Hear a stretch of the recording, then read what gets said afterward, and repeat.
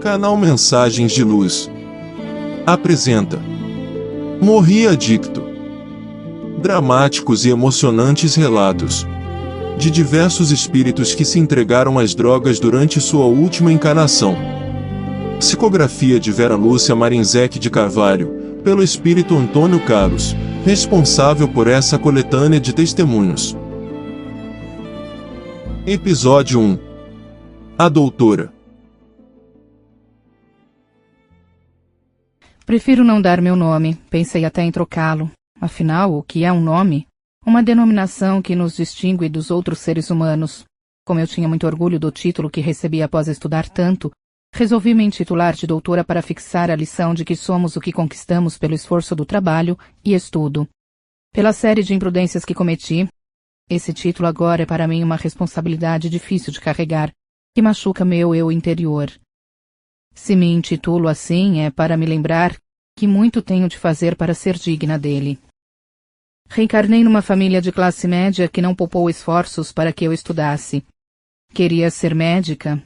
De algumas reencarnações falidas, pedi na espiritualidade que queria encarnar para trabalhar sanando dores. Estudei medicina em uma colônia de estudo no plano espiritual e tive a bênção de voltar ao plano físico, e encarnada, estudei muito para me formar. O curso era muito difícil, estudava às vezes a noite toda. Um grupinho que estudava comigo tomava remédios para ficar acordado. Passei no 3º ano a tomá-los também. Foi nas férias que percebi que sentia falta deles. Comentei com um colega e ele me aconselhou. Tome cuidado, se você sente falta, está na hora de parar e não tomá-los mais. Você sabe que há pessoas que se viciam rápido. Aproveite as férias para não se medicar. Não sinto falta, tomo-os somente algumas vezes por mês.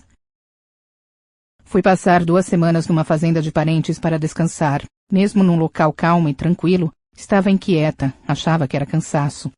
Ao voltar às aulas e ter de estudar muito, voltei a tomar os remédios. Uma noite, ao ir com colegas a um bar, experimentei a maconha. É melhor que experimentemos agora, disse um companheiro de estudos. Como estudantes do que como médicos que seremos. Quero me especializar em psiquiatria e com certeza muitos dos meus pacientes serão toxicômanos. Vou fumar cigarros de maconha, experimentar cocaína e outras drogas para sentir os seus efeitos. Achei coerente e experimentei também. É como fazer algo imoral, ilegal e que faz mal, opinou outra colega. Mas nos é permitido como estudantes. Faremos algo errado, mas somente para saber como é, nunca para nos viciar ou nos tornar dependentes. Eu nunca deveria ter experimentado. Não se mata alguém somente para saber como é ser um assassino. E ao experimentar, você pode estar matando, e a si mesmo.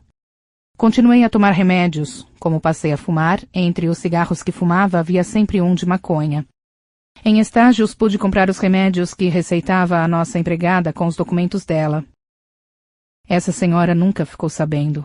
Maconha, cocaína e outras drogas são muito fáceis de adquirir. Perto da universidade ou mesmo dentro, havia sempre alguém para vender. Formei-me, senti uma alegria imensa e fui o orgulho de toda a família. Fui trabalhar e, como sempre sonhei, dediquei algumas horas por semana a atender com atenção pessoas carentes. Desculpas de estresse e cansaço me fizeram voltar a tomar remédios e aos cigarros de maconha. Já tinha tido alguns namoros, mas todos sem importância, até que conheci um jovem engenheiro e me apaixonei. Ele também teve experiências com drogas, não se viciou e não as usava mais. Ele insistiu comigo para que parasse. Até tentei. Como não consegui, menti e passei a usá-las escondido dele. Sentindo-o se distanciar, engravidei. Foi uma alegria. Casamos. Estava com 33 anos. Durante a gravidez não usei drogas, mas fiquei nervosa, inquieta, tive insônia e precisei tomar calmantes. Meu esposo foi paciente e amoroso comigo. Nasceu meu filho, lindo e sadio. Ao voltar a trabalhar, voltei também aos remédios e à maconha. Fiquei grávida de novo. Consciente do tanto que as drogas fazem mal ao organismo, principalmente na gravidez, tentei parar, mas acabei usando de vez em quando. Nasceu minha filha. Meu esposo desconfiou que eu estava fazendo uso de drogas, passou a me vigiar e brigamos muito. Fiquei grávida de novo. Nessa gravidez não consegui me controlar, embora menos, fiz uso dos remédios. Nasceu meu 3º filho com peso abaixo do normal e com problemas respiratórios. Teve de ficar na UTI. Chorei arrependido e passei a tomá-los mais ainda. Brigas em casa, meu marido contou aos meus pais, que conversaram comigo, exigiram que me tratasse. Aproveitei a licença da maternidade e me internei. Aquele meu colega que nos levou a experimentar maconha foi o meu psiquiatra, um médico competente. Doutora, disse ele, sei agora que basta às vezes um cigarro para viciar algumas pessoas. Fomos imprudentes. Vou curá-la. Saí do hospital, voltei para casa, fiquei com os meus filhos, tentei ser boa esposa. Senti, porém, que meu marido não me amava mais e que ele tinha outra pessoa. Conversamos. Vamos tentar de novo? Pedi. Vamos, respondeu ele. Vou deixar essa moça. Vamos tentar ficar bem. Temos 3 filhos pequenos que necessitam de nós. Vou confiar em você. Até que tentei. Voltei ao trabalho. Tudo tão fácil ao meu alcance. Lutei comigo mesma. É essa vida estressante, reclamava. Lido com doentes o dia todo. Em casa, as crianças gritam e brigam. Meu marido não me ama. Ainda atendia carentes, não com a mesma atenção de antes. E foi num desses atendimentos que prescrevi um medicamento errado e uma menina de 12 anos veio a falecer. Fiquei arrasada. Um colega me alertou. Doutora, sabe o que fez? Pergunto-lhe o porquê. Cansaço? Drogas? Terei de informar a direção. Por favor, não o faça, roguei. Quem não erra? Na nossa profissão não são permitidos erros, você sabe disso. A cozinheira erra, a costureira, todos. Por que não nós? Indaguei. Se a costureira salga demais a comida, ninguém come. Se a costureira erra no corte, a roupa fica feia. Mas nós, às vezes, causamos óbitos com erros. É uma vida humana que se vai, falou ele. A direção do hospital me advertiu. Como a família da menina não soube que errei, achou que a garota foi devidamente atendida e o caso não foi divulgado. Voltei às drogas e com mais intensidade. Já não conseguia atender os pacientes. Às vezes indagava as enfermeiras. Como vamos medicar esse? Elas me sugeriam e eu fazia. A direção do hospital chamou meu esposo. Falaram-lhe sobre a minha situação de dependente. Ele escutou calado. Sabia que eu voltara aos remédios. Demitiram-me. Estava roubando medicamentos. Voltei para casa mais cedo. Tínhamos 2 empregadas e era minha mãe quem cuidava dos meus filhos. Meus pais estavam preocupados comigo. Mamãe chorou quando lhe contei que me demitiram. Meu marido não disse nada. Olhou-me somente. Sentei no sofá da sala, fiz uma retrospectiva de minha vida. Tinha filhos lindos, sadios, que já iam para a escola e era meu marido que cuidava da casa e deles quando minha mãe não podia. Eu os via pouco. Em casa, sob o efeito dos remédios, das drogas, ficava alheia, trancada no quarto. Minha mãe pegou minha mão. Olhei-a, ela indagou-me com tristeza. Por quê? Por quê, filha? Não sei, respondi. Mas agora vou parar, prometo. Quis ajuda e me internei. As crises de abstinência são terríveis, doem fisicamente. O corpo acostumado quer, o cérebro necessita. Que fiz? Por que fiz isso comigo? Perguntava. Senti saudades do meu lar, dos meus familiares. Somente quando melhorei recebi visitas dos meus pais, do meu irmão e do meu marido, que me explicou. Não trouxe nossos filhos, não quero que eles a vejam assim e aqui. Disse-lhes que você está viajando, estudando e trabalhando em outra cidade. Dias depois telefonei para eles. Escutá-los me fez muito bem. Suas vozinhas pareciam cantigas aos meus ouvidos. Perguntaram se eu estava trabalhando muito, se voltaria logo e contaram o que estavam fazendo. Meu filho mais velho me disse. Mãe, Cíntia nos levou ao cinema. Quem é Cíntia? Perguntei. A amiga do papai. Pedi para falar com meu marido. Ao indagar-lhe quem era Cíntia, ele me respondeu. A mulher que amo. Doutora, quero a separação e a guarda dos nossos filhos. Espero que você concorde. Nunca. Estou me curando. Logo voltarei para casa e serei boa esposa e mãe. Desejei muito isso. Como quis e tentei. Implorei a você. Agora chega. Quero a separação. Ele afirmou com convicção e desligou o telefone. Tive uma forte crise. Se não estivesse no hospital, com certeza teria tomado drogas. Meu esposo não veio mais me ver, somente meus pais. Quando recebi alta, escutei do médico que me tratou o que eu já sabia muito bem e o que recomendaria aos meus pacientes. Nada de voltar às drogas. Se tomar um remédio ou fumar um cigarro de maconha, começará tudo de novo. A minha casa estava como sempre, só que eles não estavam mais lá. Seu esposo, filha, explicou mamãe, mudou-se com as crianças para outra casa, num bairro distante daqui. Cíntia está com eles? Perguntei. Sim, essa moça mora com eles. Seu marido contratou um advogado. A separação já está pronta e falta somente você assinar. Ele levou à audiência testemunhas que afirmaram que você é dependente química, que não tem condições de ficar com as crianças. Seus filhos estão bem. Você sabe que ele sempre foi ótimo pai. Nós, seu pai e eu, estamos sempre com eles. Chorei muito. Tinha consciência dos meus erros. Na minha profissão cometi erros por não estar bem. A morte daquela menina foi uma imprudência, um erro confuso. Receitei para outros pacientes remédios indevidos, agia contra a ética médica. No meu lar estava sempre alheia a tudo. Não sabia nem se meus filhos haviam tido resfriados, do que gostavam ou o que queriam. Fiquei em casa sozinha por dias e pensando, como não tinha mais renda, meus pais pagavam as despesas e traziam alimentos, mas não me davam dinheiro. Resolvi que voltaria a estudar e depois, quando me achasse capaz, a trabalhar. Meu marido trouxe meus filhos para me verem. Abracei-os. Eles ficaram admirados com minha demonstração de afeto. Ficaram me olhando, com certeza esperando eu dizer o de costume. Mamãe está cansada, não quero saber. Fora daqui, deixe-me descansar. Olhei-os com carinho, eles estavam crescidos. Perguntei sobre a escola, os amigos e se gostavam da nova casa. Sim, mamãe, eu gosto, respondeu meu caçula. Os vovôs e as vovós saem conosco. Cíntia trabalha pouco e nunca está cansada. Ela tem uma filhinha do seu ex-marido. Brincamos muito e podemos bagunçar à vontade. Ela conta histórias para nós. Temos ido às aulas de evangelização no centro espírita. Gosto muito e oramos sempre para você. Esforcei-me para não chorar. Cíntia ocupou o meu lugar. Você assina a nossa separação? Perguntou meu ex-marido. E as crianças? Indaguei. Desculpe-me, mas não tenho coragem de deixá-los com você. Mesmo você sendo médica, sabe que o nosso caçula é alérgico? Sabe que remédios ele pode tomar? Que nossa menina tem bronquite? Não, você não sabe. Por favor, deixe-os comigo. Por eles, não devemos brigar na justiça. Estou limpa, não tomo mais nada, curei-me. Bom para você, para nossos filhos, eles poderão vir vê-la sempre. Você, acompanhada de seus pais, poderá levá-los para passear. E se eu obtiver a guarda, eles voltarão a morar comigo, falei. Se isso acontecer, volto também. Não confio em você.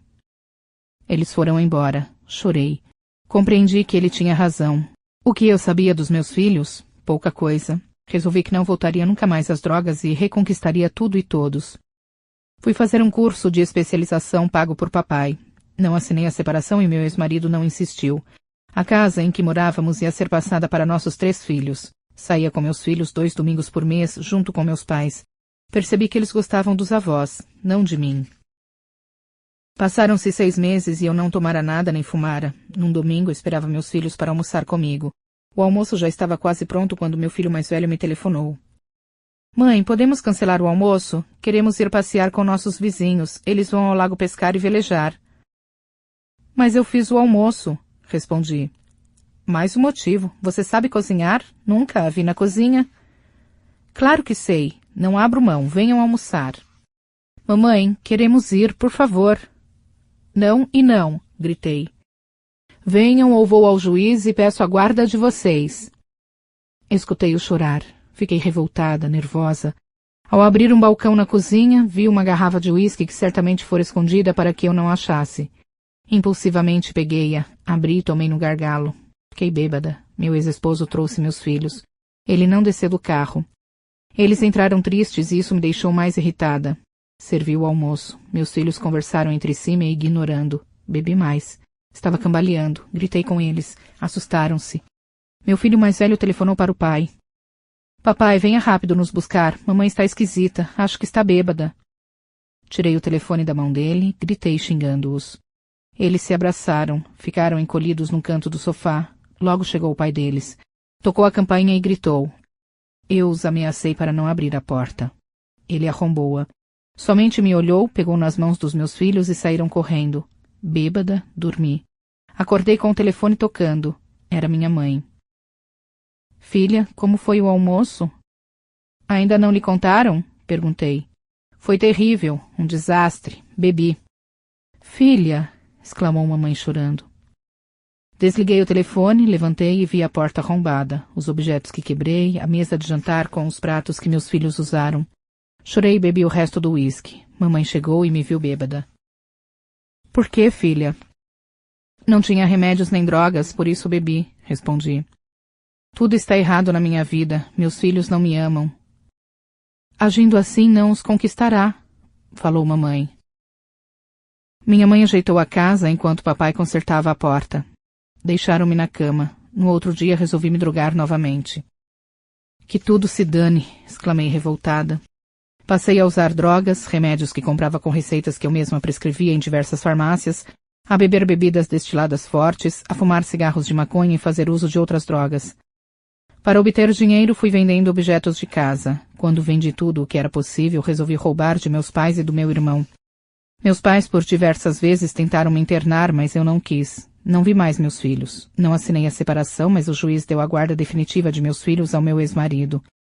Eles não queriam nem me ver, tinham medo de mim. Estava magra, feia, tentei até me prostituir, não deu certo. Meus pais me internaram numa clínica, levaram-me enquanto eu dormia. Não adianta, quando sair daqui me drogo novamente, gritei. Quer morrer? Perguntou o médico. É uma boa ideia, expressei.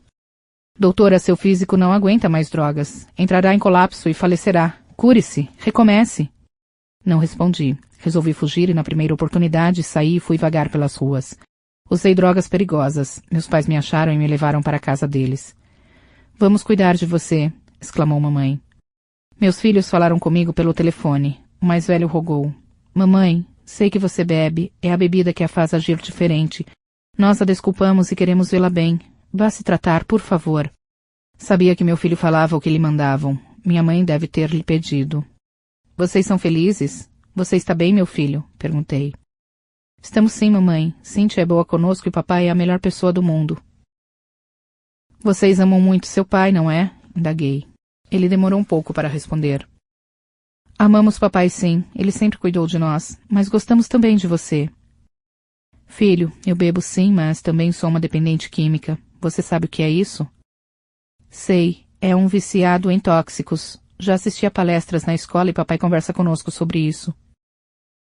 Quantos anos você tem, filho? Perguntei. 15, não se lembra? Claro que lembro, perguntei por perguntar. Tchau. Desliguei o telefone e chorei muito. Que fiz de minha vida? Esquecera até a idade dos meus filhos. Recordava de algumas festas de aniversário deles que eram organizadas por minha mãe. Não merecia viver. Infeliz, tomei perfumes, álcool e passei muito mal. Socorrida, o médico me alertou. Doutora, você está se matando. Largue esse vício, filha. Aceite um tratamento, uma ajuda, meus pais rogaram. Não, quero as drogas, afirmei. E depois de 3 crises em que tomei tudo o que encontrei que continha álcool junto com remédios e cocaína, desencarnei. Sofri muito, mas muito mesmo. Perturbada, confusa, com dores terríveis, senti-me jogada de um lugar a outro. Fiquei perto de encarnados que se drogam para saciar um pouco minha vontade. Estava demente. Às vezes sentia-me um pouco consciente e parecia escutar. Mamãe, reaja, recupere-se. Aqueles apelos passaram a ser mais constantes. Dos meus 3 filhos, do meu ex-esposo, de Cíntia e até do meu irmão. Num desses apelos fui atraída para perto deles. Era uma reunião familiar. Reconheci-os. Meu ex-marido estava envelhecido, meus filhos adultos, faziam o evangelho no lar, oravam. Pela primeira vez em muito tempo pude raciocinar. Chorei baixinho. Oravam por mim.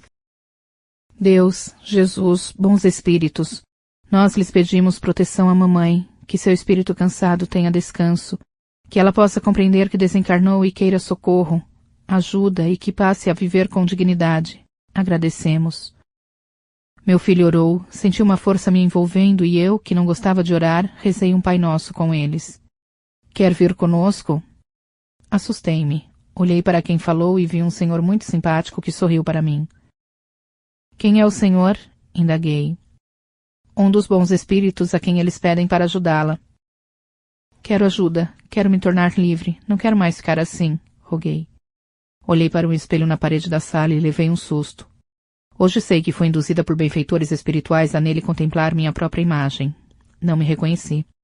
Parecia um animal, suja, minha fisionomia era de alguém muito doente. Chorei alto. Aquele senhor pegou a minha mão e quando a soltou eu estava em outro local. 2 senhoras bondosamente me limparam, me vestiram roupas limpas, acomodaram-me em um leito cheiroso e dormi. Acordei e lembrei-me dos meus filhos, de suas orações. Fiz um propósito de me melhorar, de me esforçar para ficar como eles queriam. Dias depois, recebi a visita de meus pais. Nós desencarnamos, filha, explicou mamãe. Nosso corpo físico morreu e continuamos vivos como você. Preocupamo-nos tanto com você, filhinha, e tentamos ajudá-la. Ficou vagando por anos. Abraçamo-nos emocionados e choramos. Falei. Sofri muito, mamãe. Como abusar do corpo físico traz consequências dolorosas. Sentia-me louca, mas louca sofre. Lembrava que sentia muitas dores. Meu aparelho digestivo estava arruinado pela bebida e pelos líquidos que bebi. Passei fome, sede, era um farrapo, um desencarnado feio de ver. Fui escrava de desencarnados maldosos e usada para viciar outros encarnados. Nada sou, expressei sentida. É filha de Deus e nós a amamos, exclamou mamãe. Não foi fácil a minha recuperação. Não é só porque fui socorrida que todos os meus problemas acabaram. Acho que continuaram fortes, porque eu tinha de me tornar livre, de desintoxicar-me. Meus pais e trabalhadores do hospital onde estava abrigada na espiritualidade me auxiliaram e as orações dos meus filhos me fortaleciam. Seus filhos seguiram a orientação de Cíntia, uma pessoa boa, espírita, que os ensinou a serem religiosos. Eles, compreendendo que a desencarnação é uma mudança de planos que fazemos, sentiram que você necessitava de socorro. Pediram muito, oraram tanto que suas orações a encontraram, foi atraída para lá e socorrida. Agora, filha, pelo menos desta vez, atenda-os. Tive muitas vezes vontade de sair deste bendito abrigo, do posto de socorro e ir embora, ir atrás das drogas, porque sofria pela falta delas. Impregnei meu perispírito de energias nocivas. Foi longo o tratamento, mas me desintoxiquei. As orações e os pedidos dos meus filhos me sustentaram. Sentindo-me melhor, ia às enfermarias onde estavam desencarnados que se sentem doentes. Fui ajudá-los como enfermeira. Melhorei muito com essa atividade. Passei a estudar, a trabalhar. Quando penso nas drogas, sinto ainda mal-estar, tontura e enjoo. Tenho chorado muito, arrependo-me bastante. E não sei responder o porquê de ter usado drogas. Desperdicei uma encarnação em que poderia ter feito bem ao meu semelhante, ter sido útil e boa mãe. Ainda bem que nenhum dos meus filhos é usuário, não bebem nem fumam. Sabem que podem ter herdado essa tendência de se tornarem dependentes com facilidade. Tive a graça de pedir perdão à menina que desencarnou por meu erro médico, e ela me perdoou. A aceitação de desculpas por parte dela me fez sentir melhor, mas não anula meu ato irresponsável. Sei que terei a reação de meus erros e espero suavizá-la pelo trabalho edificante. Foi muita caridade ela me perdoar. Queria ter paz e tranquilidade em vez do remorso e da culpa que sinto. Não tenho sossego. É ironia eu me chamar de doutora? Não, não quero ser irônica. Quero ter como objetivo fazer jus a esse título e ser no futuro alguém que respeita a vida e que usará de seus conhecimentos para sanar dores. Quero exercer a medicina no futuro, mas para isso tenho de provar a mim mesma que serei capaz. Não quero ter mais nenhum mau sentimento nem culpar os outros pelos erros que cometi. Mas os traficantes erram muito, tóxicos, são causas de muitos sofrimentos. Lembro-me, porém, de que foi por remédios que amenizam dores e que curam, que abusei. Sei que Deus tem piedade de mim, como tem de todos. Sei também que, embora já tenha sofrido muito, tenho ainda de sanar pelo sofrimento as marcas que, pelos meus erros conscientes, deixei no meu perispírito e que certamente, ao reencarnar, transmitirei certas deficiências ao corpo físico. Sinto-me aliviada por fazer este relato. Quero que você, após lê-lo, nunca experimente drogas. Se já o fez, não repita. Se for dependente, que se trate. E se não for esse seu caso, que ajude de alguma forma um dependente. Adeus. Explicação de Antônio Carlos. Quando sabemos que o que fazemos é errado, nossa responsabilidade é maior e o retorno quase sempre mais doloroso. Não ficamos sem as reações dos nossos atos, sejam eles bons ou maus, e a colheita não é igual para a mesma plantação. Para essa convidada que sabia muito bem o mal que fazia ao físico, seu abuso foi por ela mesma considerado grave.